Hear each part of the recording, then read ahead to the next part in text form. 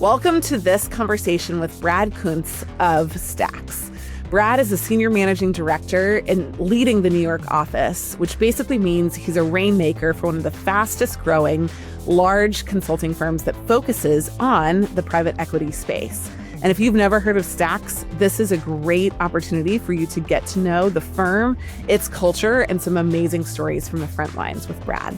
In addition, if before the session, during or after you have an interest in applying to Stax, please check the show notes. We've got some links of active and open roles where you can apply.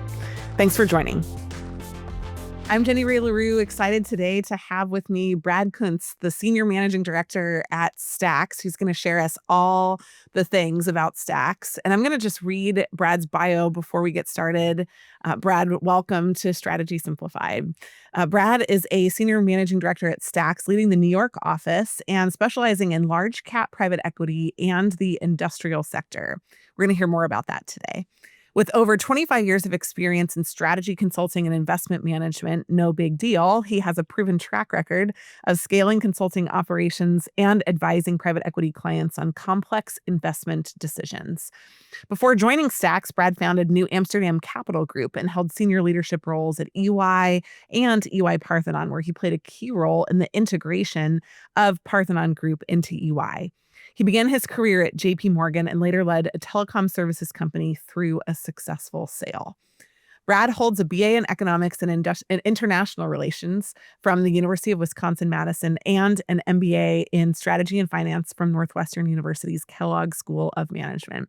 Brad, really excited to have you here. Welcome to Strategy Simplified. We would love to just kick off hearing from you an overview of Stax, the company's core offerings, the industries it serves, and we'll dive into some more of your specific experience as we go.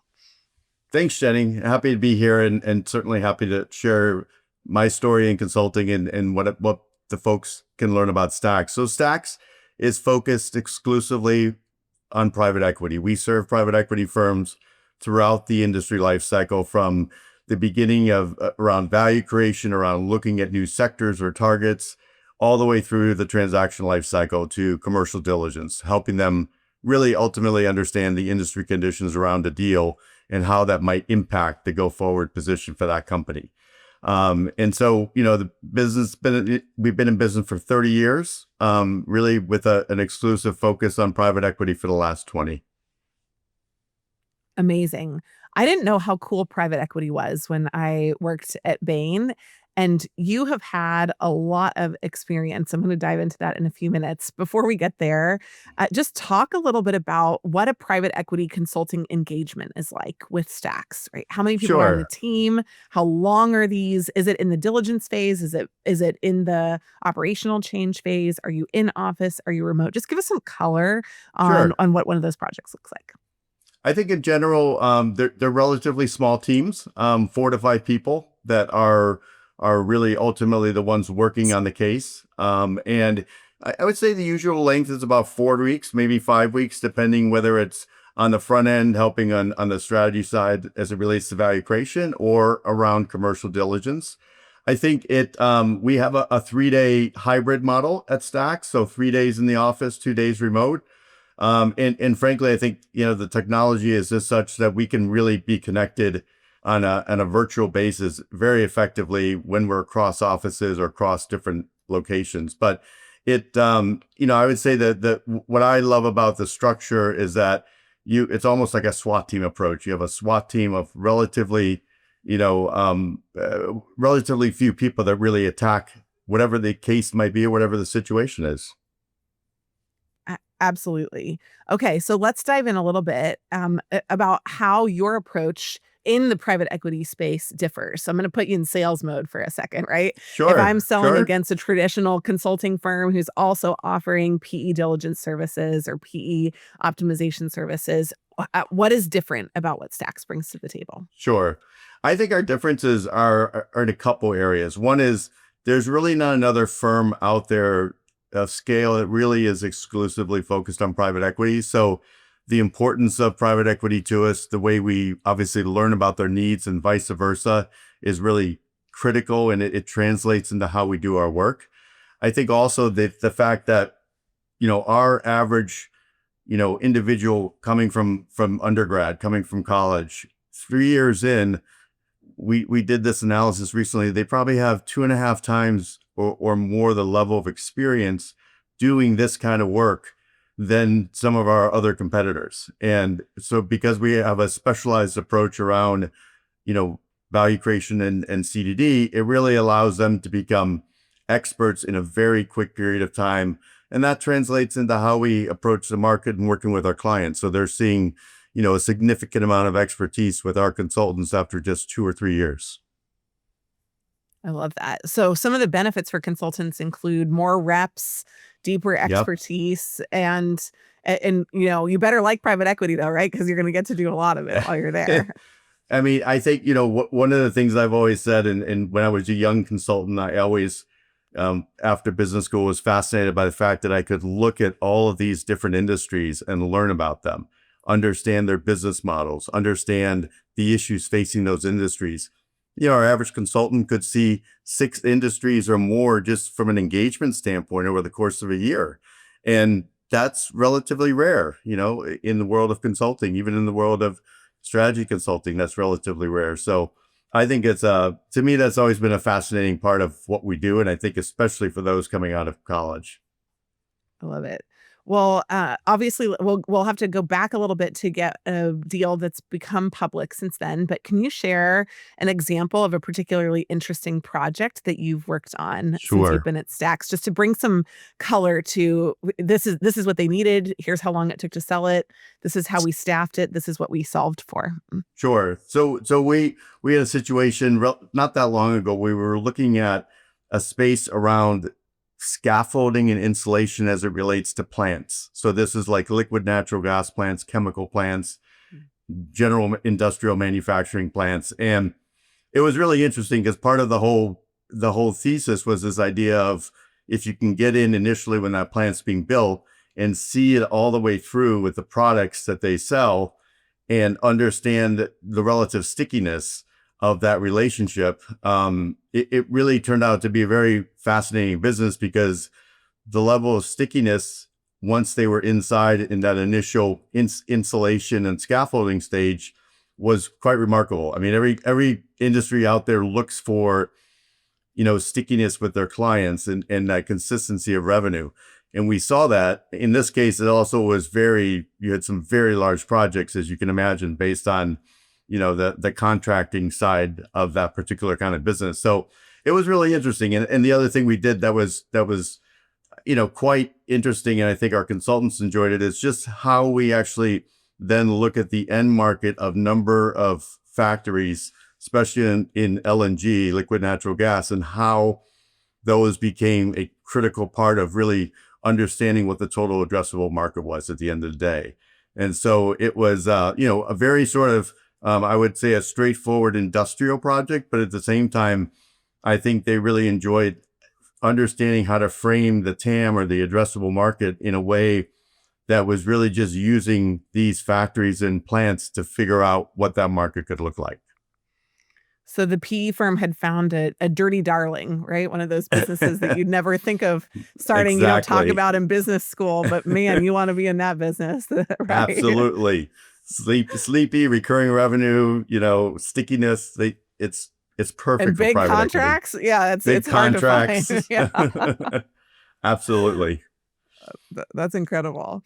Well, you have such an interesting background. I want to pivot really quickly to talk a little bit about you and why you came Sure. to Stax. I mean, through the different career transitions that you made, you could have gone anywhere. You could have done Mm. anything, or you probably could have done nothing also, as one of the options. And so why Stax? Why was this the next season that you wanted to pursue? What was it about either the value proposition, the work, the culture, or all of Sure. the above? And how'd you figure that out too? I think not just like what was it lists on paper, but tell us the story of how you figured that out. Yeah. I mean, so one of the things I think helps just understand my career in context, and it's not maybe as obvious, is that, although I've worked within large consulting firms, I've had a very entrepreneurial background as far as starting practices, scaling them.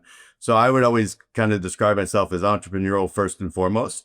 And so at this point in my career, I was really looking, if I had to write it out on paper, it would be a market leader. It would be somebody that was maybe backed by an investment firm and was really focused on growth and scaling the business and increasing their leadership position. So it's almost like if I had made a list a year ago, Stax would have really fit very nicely. But specifically when I got to know, and I'd known some of the folks at Stax over the years, but when I got to know the firm better, the exclusive focus on private equity was really interesting for me because, as I've said, I've always just thought that part of consulting is really interesting for somebody that really enjoys learning about different industries.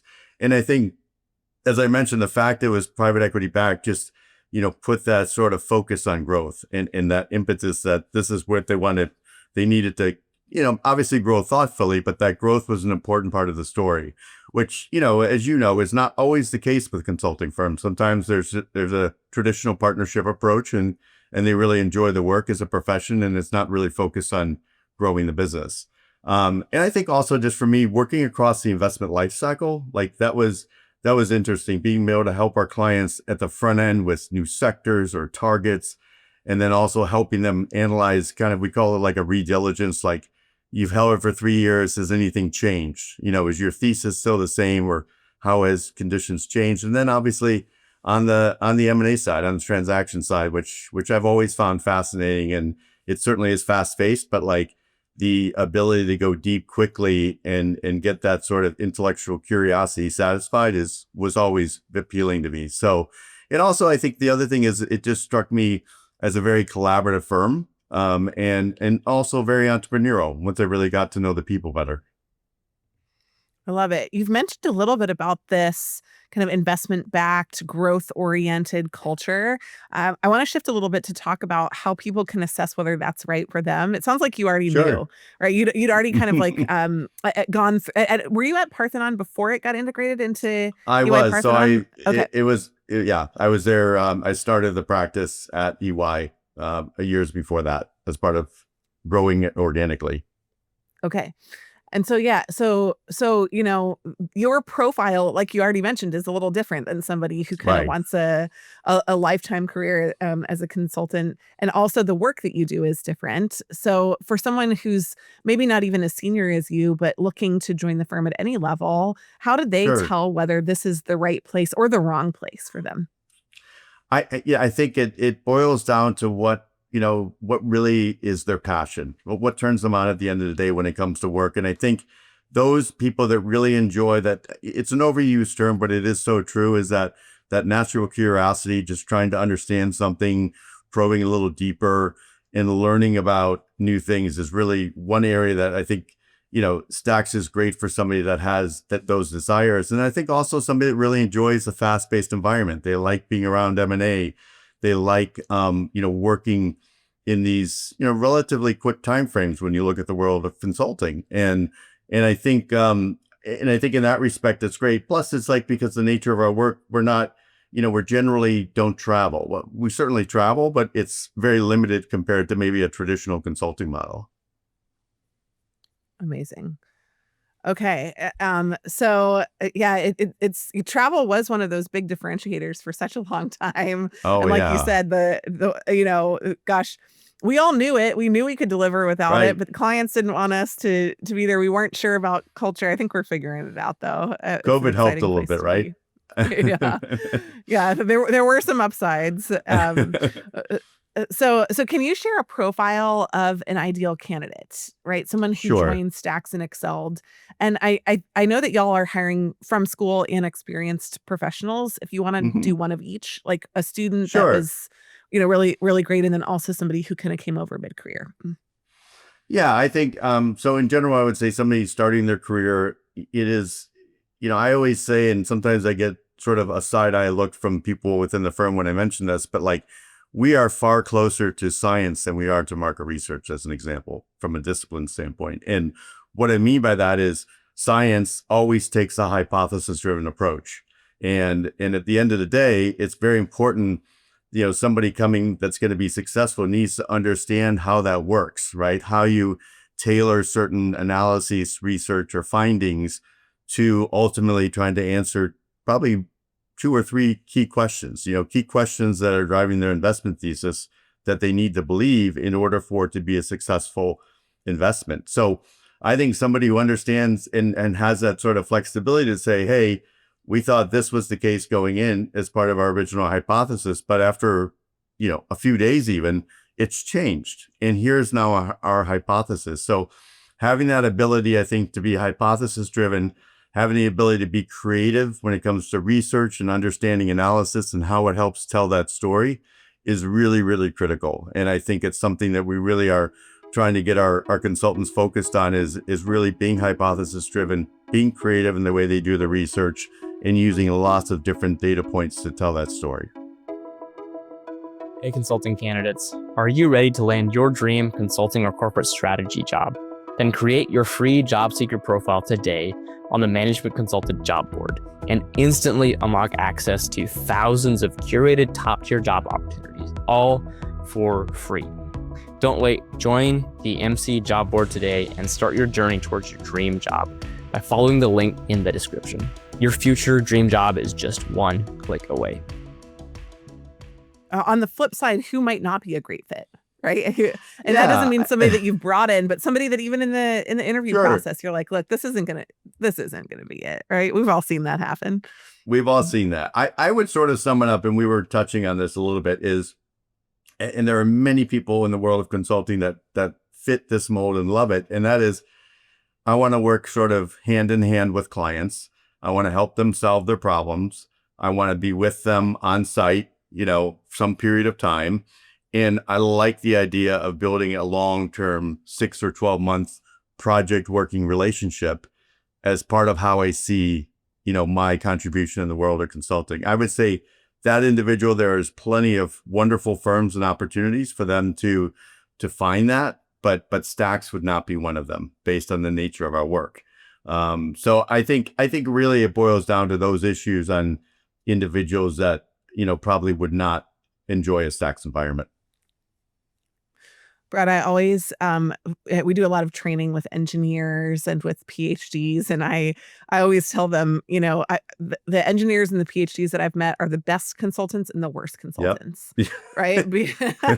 And I do think it really boils down to that. It's like, can you stay at the cream level, or are you trying to get down into the milk and the entire dairy universe? Because the deeper you go, the richer it gets, but the lower return on your work there is, and you're missing timelines and deadlines too. So no, that is really well said. I always have joked over the years that it's the engineers and the liberal arts majors that are the best at what we do, right? And hopefully you have them both on the same team and they complement each other, because both skill sets are so important. And it, and I think, like anything, there's an art and science, right? Part of the art and science is, the art part is you need to know what good looks like in our world. What is a buttoned up analysis? How are you proving that hypothesis? And there's a bit of art in that, using different data like we talked about and different findings. And then the science piece, which we talked about previously, are really the critical elements to bringing that together. So both, you could have a religion major and an engineering major, and they would both be great. I love it. Well, let's talk just a little bit on the candidate side. Sure. Right. So you've worked at a number of different major consulting firms. We've already talked about how the work at Stax is different. What about the culture? What, if I had to look from the outside and decide before I even interviewed where I was going to apply, why should Stax not just be on my list, but maybe at the top of my list?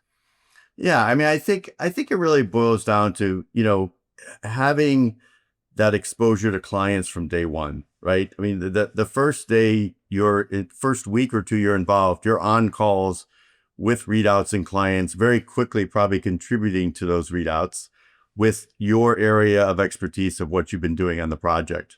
I think also just, it's an apprenticeship business, especially this area of consulting. And I think access to senior leaders, access to, our senior managers and our directors really allows for a first-year consultant who's an associate to have that exposure and to learn side by side, even just through osmosis a little bit, listening to them, watching them work, watching their thought process. And I think it is, as you know, I've worked at some very large firms, and one of the things I love, and I think are all the way through, everybody sees and feels that, is a collaborative culture with really very little bureaucracy at the end of the day. It's sort of our work with the clients, it's going to market, it's working with our teams, and that's really it. It's a very, I think that flat meritocracy really helps to make it more of the focus on the work and the findings for our clients. So just to translate that, can you tell us Sure. something bureaucratic you would have had to do at a bigger firm that you don't have to do at Stax? Can we get Sure. down to Yeah, kind no, of the I'll specifics? give you a very clear one. And it's and I think it's very real for maybe, folks that are senior managers growing into that business development role as an example. So it at EY and other firms I've been at and seen, you have a really powerful account management structure, right? Which is great. I mean, they have world-class relationships with many of these private equity firms. And it's wonderful, but the challenge is you almost have a dual selling process. You have to basically convince the account team that what you're doing is important for the client and they want to understand it more before you actually talk to the client. And in our world, I mean, we certainly have an account management structure, but it's very entrepreneurial. There are leads for each account, especially our major ones. But at the end of the day, going to market is much more direct. I mean, we reach out to firms, we leverage in different sector groups, we bring our sector specialists to play. And from my standpoint, and I would say anybody that's focused on business development, sort of that in our world, that would be sort of like an associate director, MDs. It's a much more straightforward process working with our clients than at a larger firm. You just go get them. You just go get them. Just send them an email. Pick up the phone. It's amazing, but the reduction of friction in doing that is a big time change. And it is. Yeah. It took me a minute to really sort of start to feel it and get it in a different kind of way. And once that sort of piece was removed, you could sort of see just being much more effective at what we do, both, advising our clients and just getting to know them on the business development side as well. So let's talk a little bit about, I can imagine one of the things that you would argue in a larger organization is that you have a well-oiled machine for employee growth and Sure. development, right? Yep. And so, but I do think that there are pros and cons to that well-oiled machine, right? Your special unique sauce may or may not be recognized in a well-oiled environment, for example. So can you just talk a little bit about the growth and development process? I know Sure. that once y'all have somebody on the ground and they've done 6 projects a year, you want to keep them. So how do you keep them Sure. there? What do you do to invest in your people? Yeah, no, that's a great question. I think, as with probably most of consulting, but even more so in our world of consulting, there's a real mix between what I would call formal training and apprenticeship, right? So we're very focused on, from day one, making sure that they have the consulting toolkit, right? Making sure they understand what hypothesis driven means, what good research is, triangulation of information. So teaching them what's storyboarding, right? What's the story that you're going to tell, our client at the end of this effort, and how do you know whether it's holding true as you go through the project? So all of the toolkits. But then I think it's also, we think about this as we think about seating, making sure our associates are sitting next to more experienced consultants, so that there's a natural learning and a give and take that happens on the floor, if you will, even not on a project.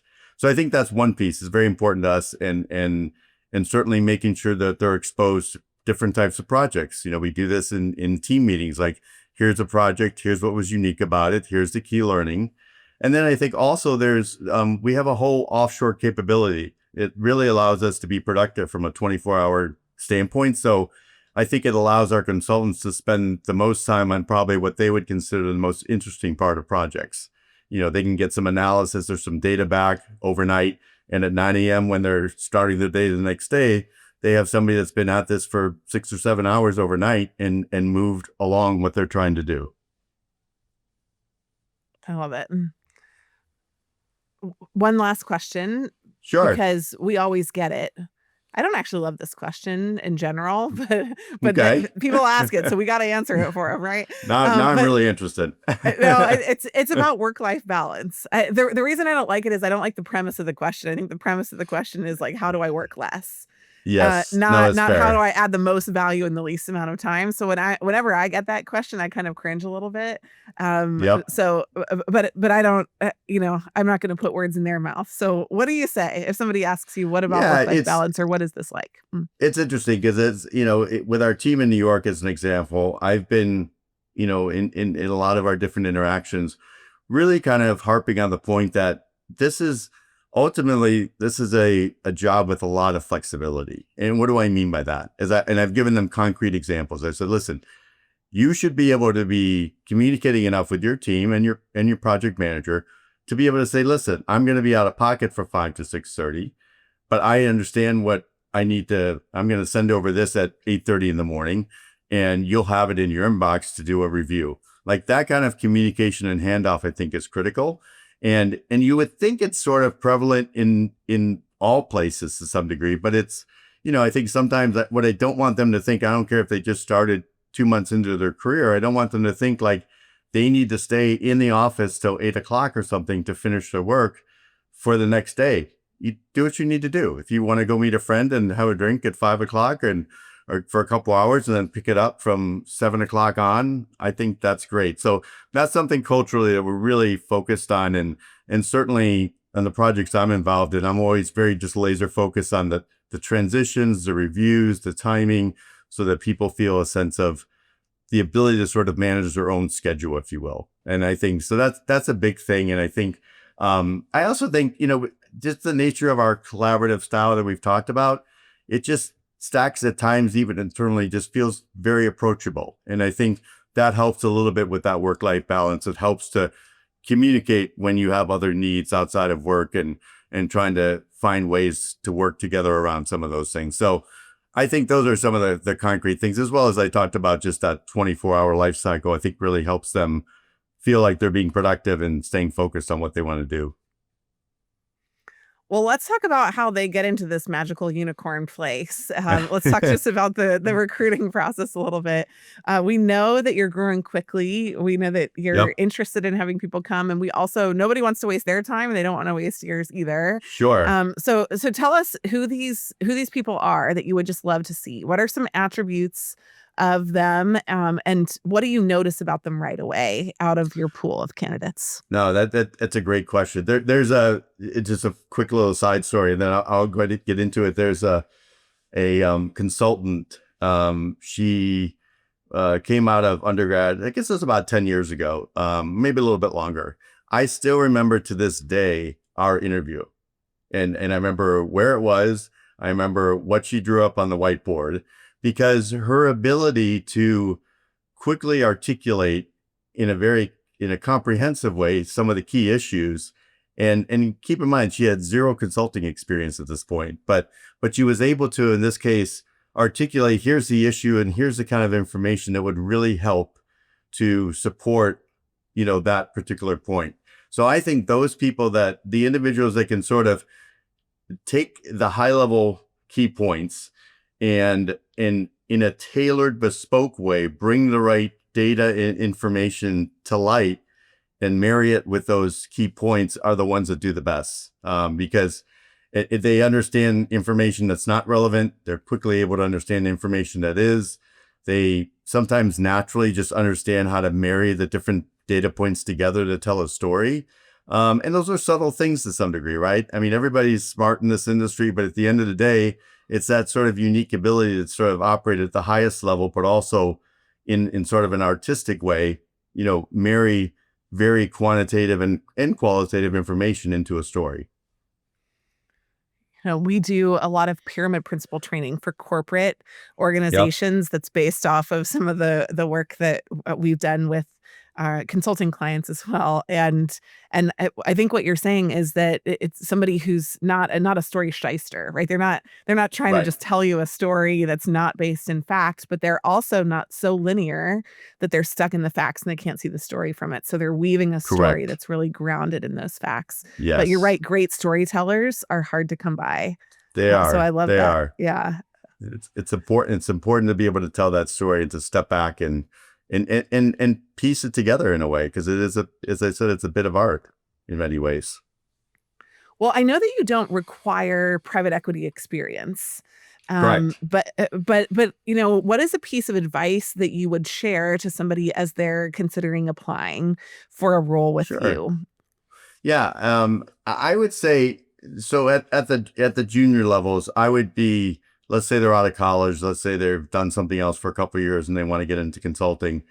I would say just become very, very deep on the whole case interview process, because I think it's obviously most, strategy consulting firms do provide case studies as part of their process. And I think it also gives you a glimpse into how the thought process works, everything we've been talking about, the hypothesis driven, the data, the analytics. And I think I'm still surprised sometimes those folks that are even very interested in consulting, maybe don't put quite as much time or in the quite the right areas in learning about the case approach. So I think that is one thing. And I think also just also staying very flexible, right? Just staying flexible and thinking about, what industries you want to focus on or the type of work you want to do. Because I think sometimes people get very focused, maybe a little too early, on trying to get into a certain industry or do a certain thing. And I would say just keep a very broad view, both going into the process, but also once you're hired, on just learning and absorbing in different areas. Well, Brad, I could listen to stories from you all day, but I want to just conclude our podcast with a couple of stories about you personally. The Okay. first one is one that I think a lot of people will benefit from. Tell us your spiciest piece of career advice for young professionals. Oh, wow. Spiciest piece of career advice. I think sometimes, especially in your early years, it's all about getting the exposure like we talked about. And I get very, very emphatic about, listen, if you're not staffed or on the beach, as we like to say, right, in the industry, find a way to get involved in a pursuit. Find a way to get involved in helping somebody, and I remember doing this out of business school, like be present. And obviously be present has a different connotation these days in a remote workforce, but still, like, be present, get to know people in different sectors, find ways you can help them on a proposal. I think, what I see sometimes, if somebody gets very like, I'm staffed or I'm not staffed. I'm like, if you're not staffed, you should be engaging in all these areas as part of your learning process. And so I think the idea of getting involved and staying flexible, very flexible when it comes to the work, the sectors, and everything else is very important. I think those individuals, they'll eventually find their sweet spots, and whether it be sector or type of work, but getting that broad exposure and being flexible from day one is really the most important piece. So are you saying that when I actually went to the beach, when I was on the beach and I was camping in Cumberland Island, Georgia, like maybe I shouldn't have done that? Is that what you're saying? Well, if you called somebody that worked in consulting and you said I'm on the beach, that's not what they would think of. That's for sure. Look, I wasn't even in a hotel. It was like the anti-consulting on the beach experience. But Right. I did that. I did a 4-day camping trip to a kind. I mean, I was like within the driving Oh, distance. that's Where if I got awesome. staffed, I could be back overnight. Right. But, Right. You could get back in time. So, That's great. so maybe, yeah, exactly. That one of my spicy pieces of advice is question everything, right? Do exactly what Absolutely. people say and question it all. I think that's part of the entrepreneurial spark, I though. always say one of my slogans, and I truly believe this, it's the power of the idea, not the person.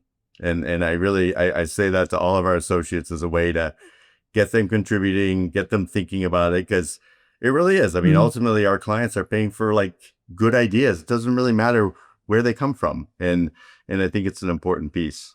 Same idea as you're saying.